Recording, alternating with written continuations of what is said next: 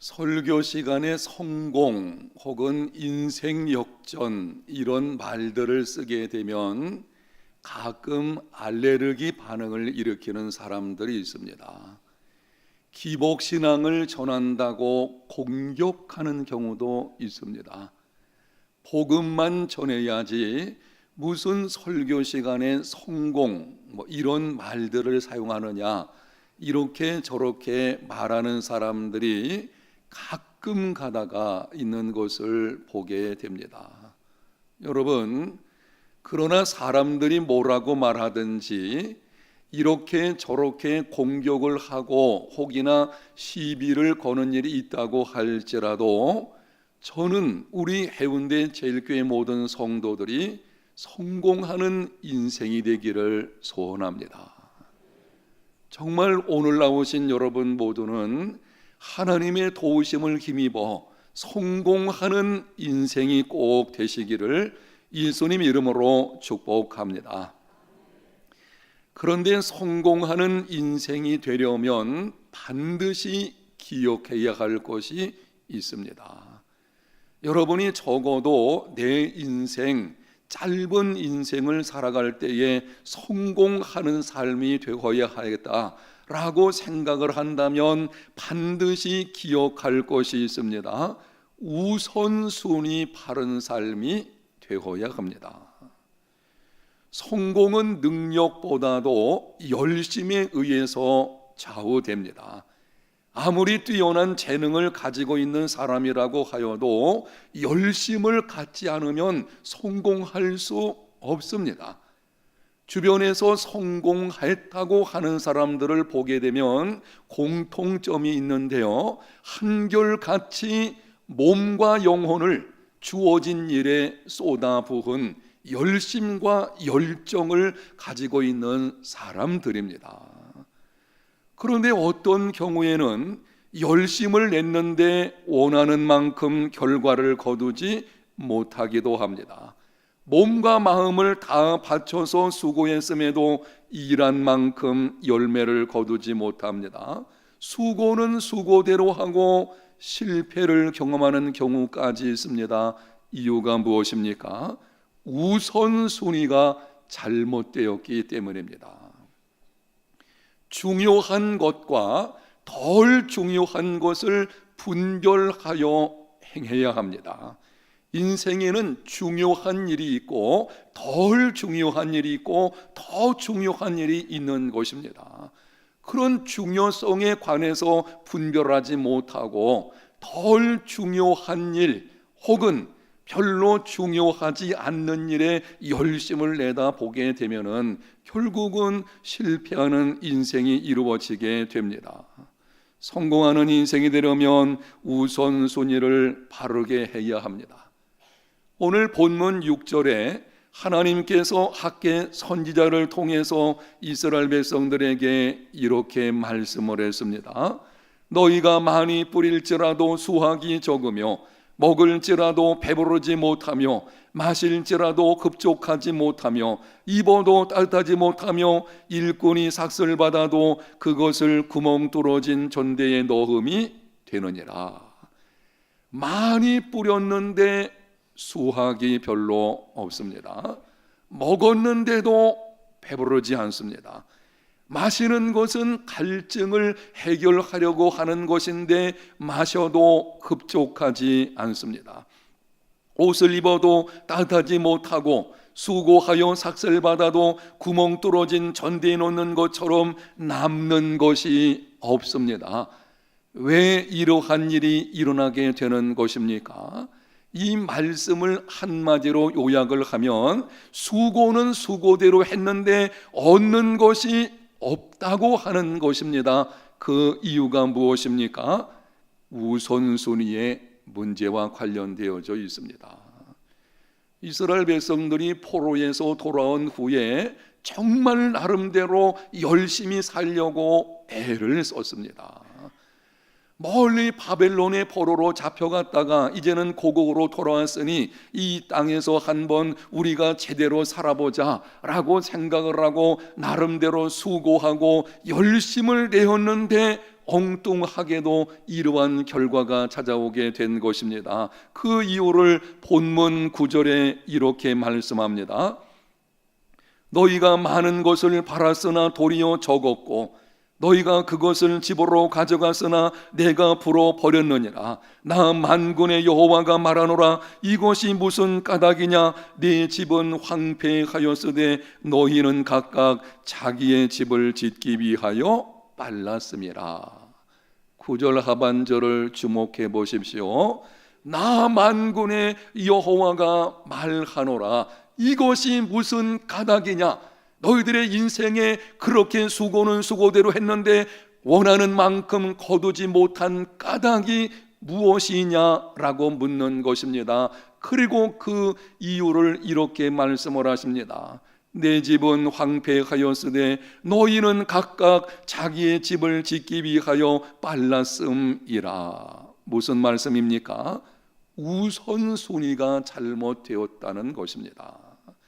자기 집을 짓는 것이 문제될 것은 없습니다. 먹고 살기 위해서 생업에 힘쓰고 자기 집을 짓는 것이 무슨 문제가 될 수가 있겠습니까? 문제는 하나님의 집은 황폐해 있는데 거기에는 전혀 관심 가지 않고 자기 일만 구하는, 하나님의 일보다 자기 일만 구하는 우선순위가 잘못된 삶을 살게 될 때에 그 결과가 이렇게 나타나게 된 것입니다. 이 말씀을 여러분들이 좀 더 쉽게 이해할 수 있도록 당시 역사적인 배경을 말씀을 드리겠습니다. 이스라엘 백성들이 우상을 숭배하고 심히 도덕적으로 부패함으로 무엇을 섬기느냐 하는 것이 삶의 모습을 결정합니다. 우상을 숭배하면 반드시 거기는 도덕적인 부패가 따라오게끔 되어져 있어요. 하나님께서 종들을 보내서 경고하였음에도 계속해서 돌아오지 않으시니 약속의 땅에서 쫓아내시고 바벨론에 수많은 사람들이 포로로 잡혀가게 만드셨습니다. 그러나 우리 하나님은 자비로우시고 은혜로우시며 인애가 풍성하신 분이신 줄로 믿습니다. 그 하나님께서는 여전히 그 백성들을 사랑하심으로 포로로 잡혀가기 전에 한 가지 약속을 하셨습니다. 예레미야서 29장 10절, 여호와께서 이와 같이 말씀하시니라. 바벨론에서 70년이 차면 내가 너희를 돌보고 나의 선한 말을 너희에게 성취하여 너희를 이곳으로 돌아오게 하리라. 그 땅에 가서 70년 동안 포로 생활하게 되면 그때 내가 너희들을 다시 이 땅으로 돌아오게 만들어 주겠다. 하나님의 약속하신 70년이 차게 되었을 때에 하나님께서 페르시아 제국의 고레스 왕을 세우셔가지고 바벨론을 정복하게 만드셨습니다. 고레스는 바벨론을 정복하고 대제국을 세우게 되었는데요, 고레스 왕은 한 제국의 왕으로 통치할 때에 종교적 관용 정책을 실시를 했습니다. 그래서 피정복민 그 민족의 고유한 습관이라든지 그들이 가지고 있는 종교에 대해서 아주 너그러운 정책을 실시했어요. 유대 땅에서 포로로 잡혀온 사람들에게 명령을 했습니다. 너희들이 고국으로 돌아가서 너희들이 섬기는 하나님을 위해서 성전을 건축하라. 유대 총독으로 임명을 받은 스룹바벨과 대제사장 여호수아가 그 명령을 따라서 약 5만 명 정도의 사람들을 이끌고 고국으로 돌아오게 된 것입니다. 포로에서 돌아온 사람들은 너무 기뻤죠. 포로로 잡혀가 생활하는데 이제는 고국으로 돌아왔으니 너무 기뻐가지고 무엇보다 먼저 하나님의 성전을 건축하기 위해서 주춧돌을 놓게 되었습니다. 우리가 성전을 건축해보자. 그래서 이제는 그 기초를 놓게 된 것입니다. 기초를 놓는 과정 속에서 성전 건축을 방해하는 일들이 벌어지게 되었는데요. 한 4가지 원인이 있습니다. 첫째는 이웃에 살고 있는 민족인 사마리아 사람들이 방해를 하는 거예요. 저 이스라엘 백성들 성전 건축해서 하나님 중심의 신앙을 회복하게 되면 틀림없이 우리 민족보다 우월한 사람들이 될 것이고 뭐 이런 방식으로 여겼겠죠. 그래서 성전 건축을 방해했습니다. 두 번째는 그 와중에 포로 귀환과 성전 건축을 명한 고레스 왕이 전쟁에 나가서 싸우다가 전사해 버렸습니다. 세 번째는 고레스를 이어서 아하수에로라고 하는 사람이 왕이 되었는데 이 사람이 주변 사람들의 말을 듣고는 성전 건축하지 말라고 중지 명령을 내려버렸습니다. 네 번째는 이스라엘 백성들은 생업에 매여서 성전 건축을 차일피일 미루었습니다. 이런 방해가 있다 보니까는 마땅히 방해가 있어도 하나님을 신뢰하고 성전 건축을 계속해야 되지요. 그런데 이런저런 이유를 들어가면서 이제는 자기들의 생업만 생각을 하고 차일피일 미루게 된 것입니다. 그러다 보니 성전 주투를 놓고 15년의 세월이 흘러가 버렸습니다. 15년이 지났을 때에 하나님께서 BC 520년경 학계 선자를 통해서 성전 건축을 독려하시는 것입니다. 그런데 그 성전을 건축하지 않은 것에 대해서 이렇게 책망을 하십니다. 4절 말씀을 보겠습니다. 이 성전이 황폐하였거늘 너희가 이때에 판벽한 집에 거주하는 것이 옳으냐 물으시는 거예요. 하나님의 집인 성전은 이렇게 황폐한 가운데 지으려고 기초만 있고 더 이상 나가지 못하는 이런 상황이 있는 것을 너희들이 보면서도 어떻게 너희들은 판벽한 집, 이 판벽이라는 것은 판자를 벽에 받았다는 뜻을 가지고 있는데요, 화려하고 집을 사치스럽게 꾸몄다는 것입니다. 하나님의 성전인 황폐한 상태로 있는데 자신들이 살 집을 위해서는 수고와 재물을 아끼지 않고 사치하고 화려하게 꾸미게 된 것입니다. 하나님의 일보다 자기를 먼저 구했습니다. 우선순위가 잘못되었습니다. 그 결과 수고는 수고대로 하고 얻는 것이 없는 불행한 인생이 되어버린 것입니다. 성공하는 인생이 되려면 우선순위를 바르게 해야 합니다. 중요한 것과 덜 중요한 것을 분별하여 행하십시오. 긴급한 일보다 중요한 일을 우선해야 됩니다. 이 말씀을 조금 더 드리겠는데요, 여러분이 주목해서 들으셔야 합니다. 한번 따라 합시다. 긴급한 일이라고 항상 중요한 일은 아니다. 사람들은 긴급한 일, 발등에 불이 떨어진 일을 중요한 일이라고 생각을 합니다. 그러다 보니 긴급한 일에 쫓기다가 정작 내 인생의 중요한 일을 놓쳐버리게 됩니다. 본문에 등장하는 이스라엘 백성들이 그러한 것입니다. 포로에서 귀환해가지고 자기 집을 짓는 것은 긴급한 일입니다. 먹고 살는 이 생업과 관련되어 있는 것이니까 이건 정말 발등에 불이 떨어진 것이죠. 거기서 뭐 집을 가져온 것도 아니고 지어야 할 것이고 먹고 살아야 될 것이고 이런 여러 가지 일들은 긴급한 인생의 문제들인 것입니다. 그러나 하나님의 성전을 건축하는 것은 중요한 일입니다. 하나님께서 집을 세우지 아니하시면 세우는 자의 수고가 헛되고 하나님께서 지켜주지 않으시면 파수꾼에 깨어 있음이 헛된 것이기 때문입니다. 하나님 그분을 떠나서는 그분 안에서 그분과 함께하는 삶이 아니고서는 아무리 긴급한 일이라고 할지라도 그거는 중요성을 가질 수가 없는 것입니다. 그런데 하나님의 일보다 자신의 일을 우선했습니다. 결국은 수고했음에도 남는 것이 없는 인생이 되어버린 것입니다. 성공하는 인생이 되려면 우선순위를 바르게 해야 합니다. 신약성경 마태복음 6장에 보게 되면 예수님께서 염려하는 사람들, 무엇을 먹을까, 무엇을 마실까, 무엇을 입을까 염려하는 자들에게 대하여 말씀을 하십니다.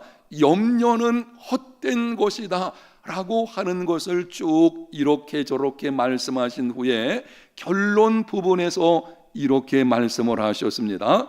그런즉 너희는 먼저 그의 나라와 그의 의를 구하라. 그리하면 이 모든 것을 너희에게 더하시리라. 염려하는 사람들에게 주시는 말씀이에요. 무슨 말씀입니까? 염려는 우선순위의 문제라고 하시는 것입니다. 하나님의 자녀들이 염려하는 이유는 우선순위가 잘못되었기 때문입니다. 하나님의 일보다 하나님 나라와 의를 먼저 구하지 아니하고 그저 자기 일에 우선해서 매여 있게 되면 결국은 염려에 사로잡힐 수밖에 없게 되는 것입니다. 오늘 나오신 여러분의 염려는 무엇입니까? 염려는 백해무익한 것입니다. 염려한다고 해결되지 않습니다. 우리는 착각할 때가 있어요. 내가 이 문제 붙들고 염려하면서 밤새 끙끙 앓으면 뭔가 좀 해결책이 나오겠다. 안 해요. 염려는 절대 문제를 해결해 주지 않습니다. 여러분에게 염려거리가 있다면 오히려 그 염려할 시간에 하나님 앞에 엎드려 기도하는 삶이 되시기를 축복합니다. 그 염려에서 벗어나는 방법은 우선순위를 바르게 해야 됩니다. 하나님의 나라와 의를 먼저 구하십시오.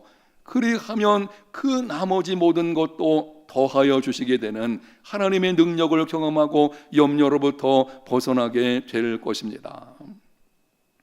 그러면 구체적으로 우리의 삶에서 우선순위는 무엇입니까? 실제적인 측면에서 내 삶 속에서 무엇을 우선해야 하겠습니까?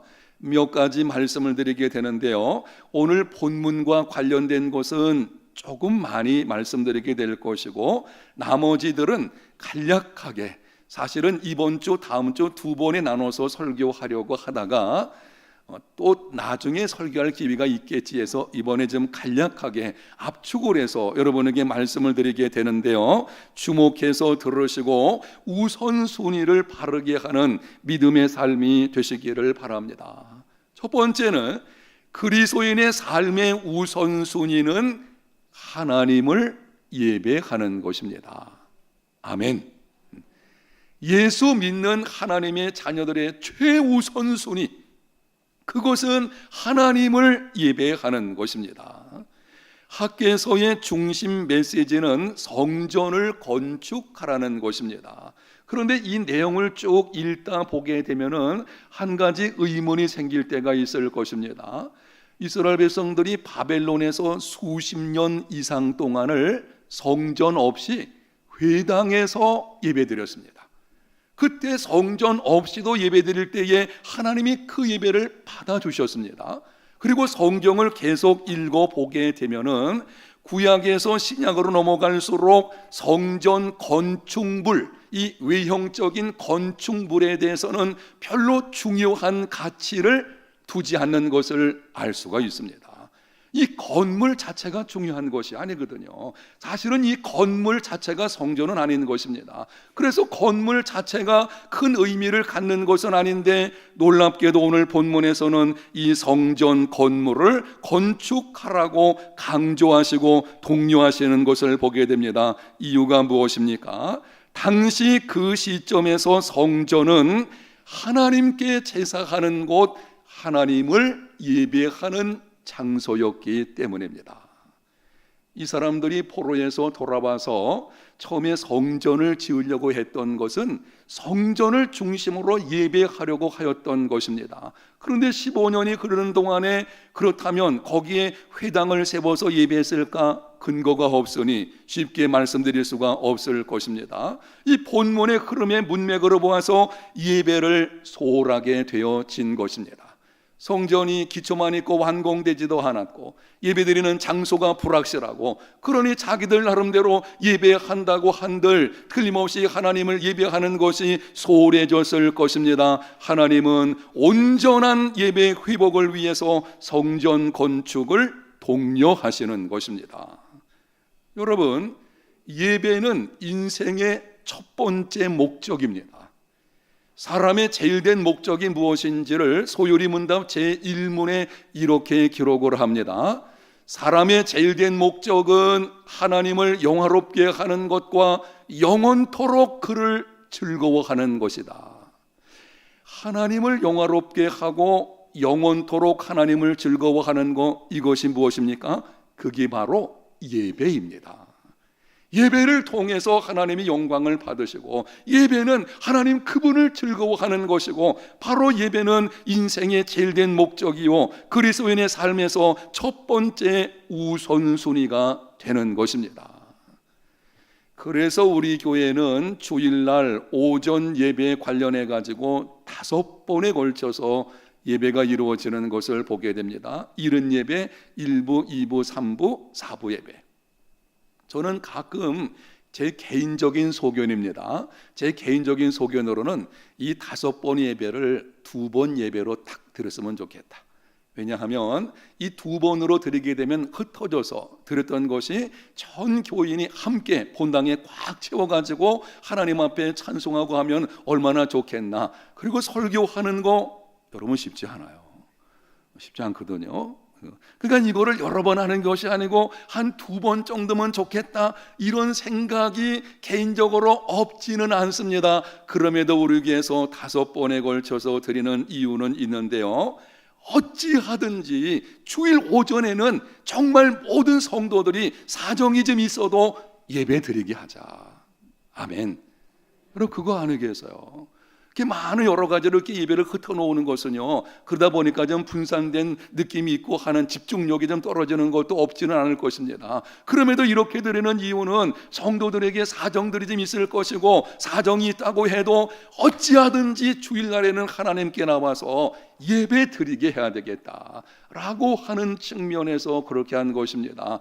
이 예배를 생명처럼 여기시기를 바랍니다. 아무리 바빠도, 여러분의 인생에 아무리 급한 일이 있어도 예배보다 급하지 않습니다. 예배는 인생의 우선순위예요. 그리스도인의 삶의 첫 번째 우선순위라는 것을 기억하셔서 예배하는, 하나님을 예배하는 삶이 되시기를 바랍니다. 구약성경 사무엘상 2장에 보게 되면 당시 대제사장 엘리하고 그의 2 아들들이 하나님을 예배하는 것을 소홀히 하고 무시하는 것을 보게 됩니다. 여러분 나중에 한번 읽어보시게 되면 정말 어떻게 제사장들이 이렇게 할 수 있을까 할 정도로 하나님께 드리는 제물, 이 제사, 예배 관련해 가지고 하나님에 대해서 소홀한 것을 보게 됩니다. 그 모습을 보고 하나님께서 이렇게 말씀을 하셨습니다. 이스라엘 하나님 나 여호와가 말하노라. 나를 존중히 여기는 자를 내가 존중히 여기고 나를 멸시하는 자를 내가 경멸하리라. 인생의 생사화복을 주관하시는 하나님께서 말씀하시는 것입니다.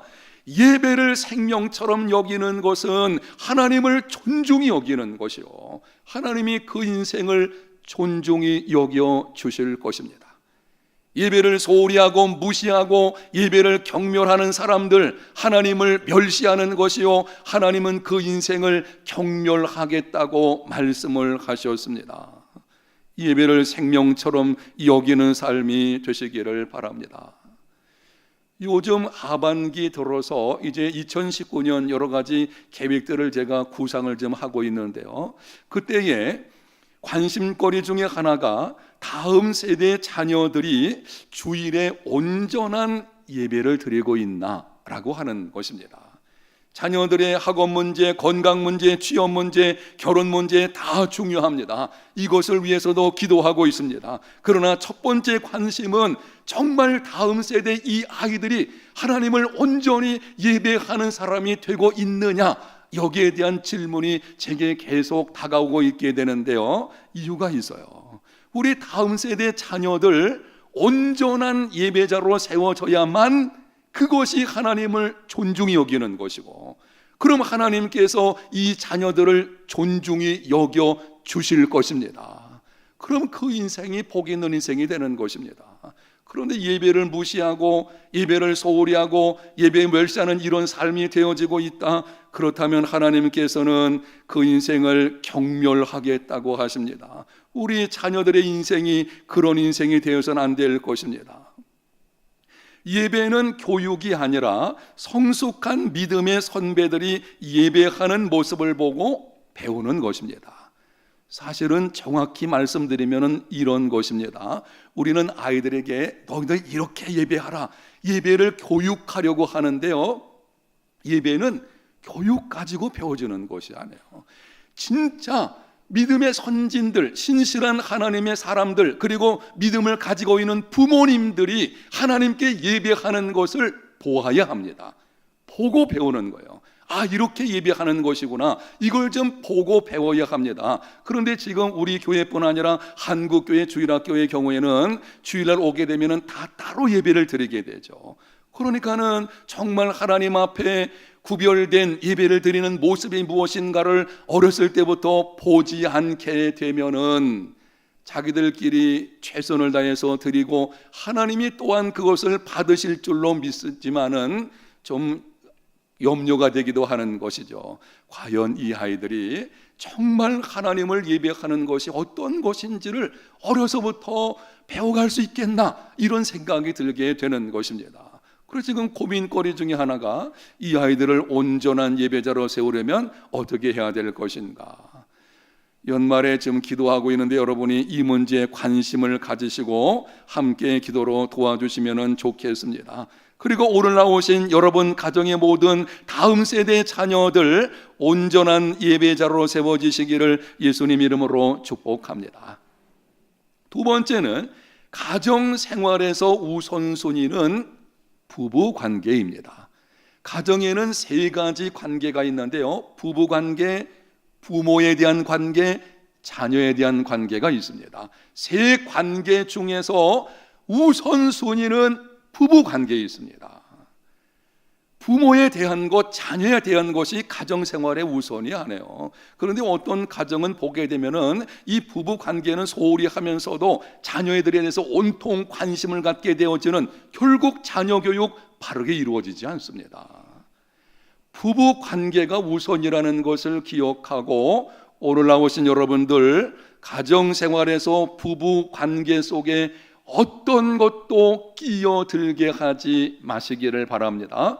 그리고 부모님들 한 번 더 권면의 말씀드리겠는데요, 자녀들 결혼시키고 나서 그 사이에 끼어들지 마십시오. 왜냐하면 부부 관계가 우선이에요. 그래서 이 부부가 정말 사랑으로 격려로 한 몸을 이뤄나갈 때에 그걸 통해서 부모의 공경이 이루어지는 것이고, 그것을 보고 자녀가 배우는 것이고, 가정의 행복은 우선순위가 바를 때 이루어지는 것입니다. 부부관계가 우선입니다. 세 번째, 교회 우선순위는 거룩입니다. 교회가 존재하는 이유는 세 가지를 말씀드리면, 먼저는 예배요, 두 번째는 성도들을 훈련시키는 것이요, 세 번째는 전도입니다. 그런데 만약 교회가 거룩성을 상실하게 되어지면 하나님이 그 예배 기뻐하지 않습니다. 교회가 거룩성을 상실하면 성도들을 훈련하는 거 제대로 될 수가 없습니다.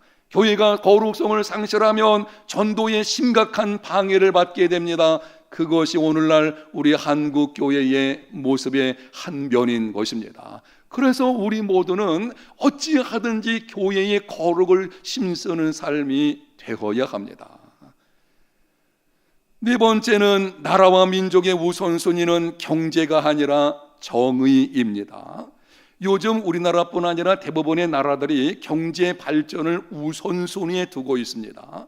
그러다 보니까는 경제 발전을 빌미로 해가지고 부정과 부패를 눈감아 준다든지, 이 경제 문제에 관련해 가지고는 형량을 좀 낮추어 준다든지, 아니면 경제 발전을 이유로 해가지고 인권의 문제를 소홀히 한다든지, 이런 모습이 보이는 것을 보게 되는데요. 이게 우리나라뿐만이 아니죠. 하여튼 세계를 보게 되면 경제 문제가 최우선, 이 먹고 사는 것이 중요하긴 하지만 그것이 최우선순위가 돼가지고 정말 우리가 나라와 민족의 첫 번째는 사실 그게 아니고 정의입니다. 정의. 하나님의 정의, 하나님의 공의가 실현되는 나라가 되어야 그 나라가 바로 세워질 수 있는 것입니다. 정의가 없는 경제, 결국에는 부패해지게 될 것이고, 부패해진 나라 바르게 세워질 수 없고 존재하기가 어렵습니다. 그래서 우리가 하나님께 기도할 때 나라 민족을 위해서는 경제 문제도 있지만 기도하십시오. 그것도 있지만 우선적으로 기도할 것은 하나님 아버지, 우리나라 이 땅에 하나님의 공의, 하나님의 정의가 이루어지게 하여 주시옵소서. 하나님의 공의가 강물처럼 흐르는 나라가 되게 하여 주옵소서. 이것을 우선해서 기도할 수 있는 삶이 되시기를 바랍니다. 다섯 번째는 대인관계에서 우선순위는 법이 아니라 은혜입니다. 법은 참 중요합니다. 법은 더 이상 죄를 짓지 않게 만드는 아주 중요한 역할을 하고 있습니다. 그런데 문제는 여기서요, 법은 사람을 통제하기는 하지만 변화시키지는 못합니다. 여러분이 대인관계 속에서 정말 그 사람을 내가 변화시키기 원한다, 그 사람이 변화되는 것을 보고 싶다, 그것이 자녀이건 남편이건 아니면 어떤 사람이건 정말 그 사람이 변화되는 것을 보고 싶다라고 생각이 들거든 너무 옳고 그름의 잣대로 가지 마십시오. 너무 옳고 그름의 이 법의 잣대는요, 행동을 통제할 수는 있지만 변화시키지는 못합니다. 한 사람의 인생을 송두리째 변화시키는 것은 오직 은혜로 되는 것입니다. 법보다 은혜를 우선하는 삶이 되시기를 바랍니다.